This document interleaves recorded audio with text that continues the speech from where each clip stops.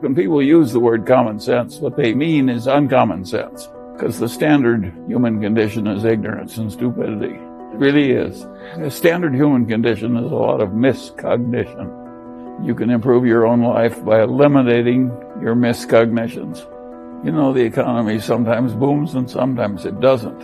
And you have to live your life through both episodes. And our attitude is we just keep swimming, and sometimes the tide is with us and sometimes against, but we keep swimming either way. Are you surprised by how long this expansion has lasted? Of course, it's lasted a long time. But what was really remarkable is we never printed money so much and spent it so fast and bought back so much debt, public and private. So this is total terra incognita in economics.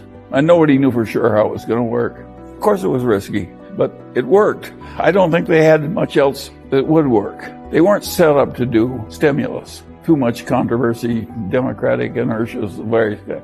So they had to do something. And all they had left was just to print money and start buying things. And that's what they did. And it turned out to be a very wise response. And what's even more remarkable is that both Congress and the presidency and under both parties made the same decision. They all cooperated. It was the last time. Well, it left us licking the Great Recession, so maybe we ought to try cooperation again since it worked so well once.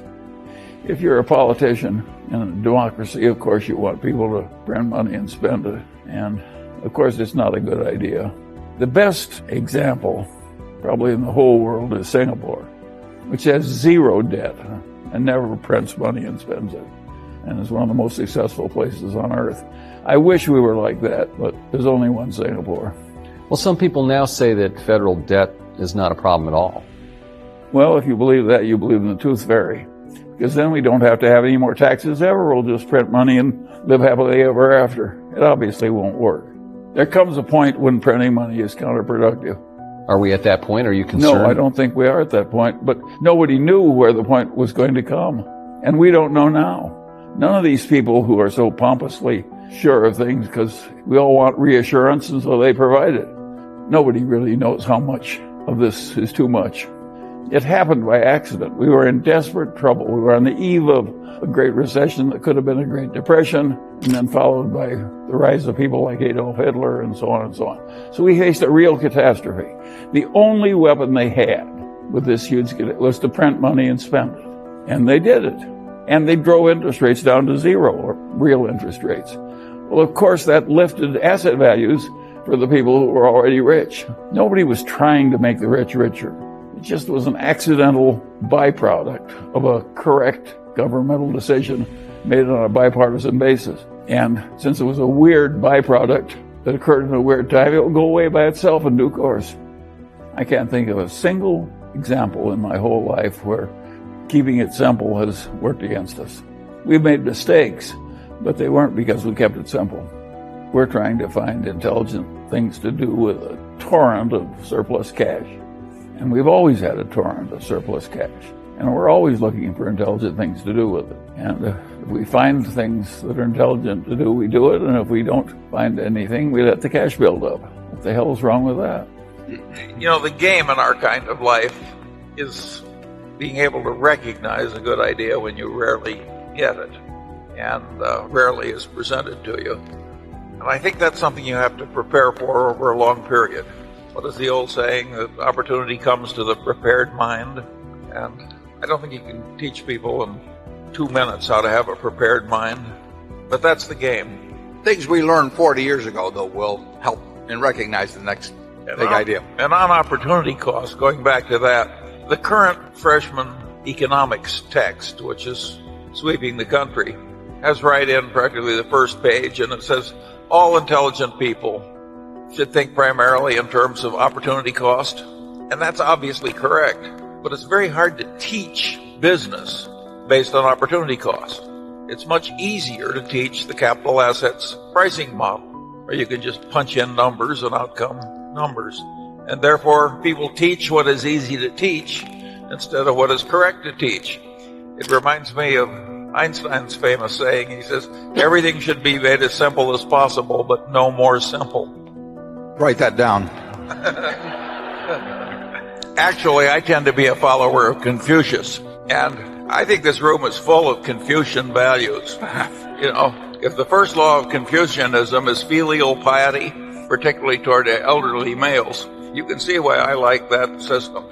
Obviously, considerations of cost are important in business. And obviously, opportunity costs, which is a doctrine of economics, really a doctrine of lifesmanship, are also very important. And we've always had that kind of basic thinking.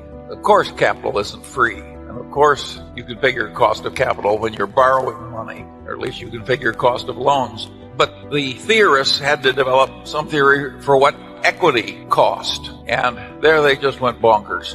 They said if you earned 100% on capital because you had some marvelous business, your cost of capital was 100%. And therefore you shouldn't look at any opportunity that delivered a lousy 80%. That is the kind of thinking which came out of the capital assets pricing models and so forth that I've always considered inanity. What is Berkshire's cost of capital? We have this damn capital. It just keeps multiplying and multiplying. What is its cost? You have perfectly good old-fashioned doctrines like opportunity cost. At any given time when we consider an investment, we have to compare it to the best alternative investment we have at that time. We had perfectly good old-fashioned ideas that are very basic to use, but they weren't good enough for these modern theorists. So they invented all this ridiculous mathematics, which concluded that the companies that made the most money had the highest cost of capital. Well, all I can say is it's not for us. Now, the other half of that question I leave for Mr. Buffett. Yeah. What you find, of course, is that the cost of capital is about 0.25% below the return promised by any deal that the CEO wants to do. Very simple. We have three questions with capitals around, leaving aside whether we want to borrow money, which we generally don't want to do. One is, does it make it more sense to pay it out to the shareholders than to keep it within the company? Sub-question on that is, if we pay it out, is it better off to do it via repurchases or by a dividend?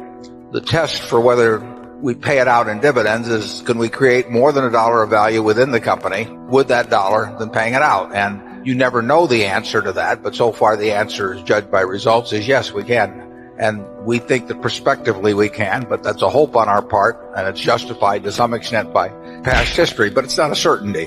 Once we've crossed that threshold, then do we repurchase stock? Well, obviously, if you can buy your stock at a significant discount from conservatively calculated intrinsic value and you can buy it in reasonable quantity, that's a use for capital. Beyond that, then the question becomes, if you have the capital, you think you can create more than $1, how do you create the most with the least risk? And that gets to business risk. It doesn't get to any calculation of the volatility. I don't know the risk in See's Candy is measured by its stock volatility because the stock hasn't been outstanding since 1972. Does that mean I can't determine how risky a business See's is because we don't have a daily quote on it? No, I can determine it by looking at the business.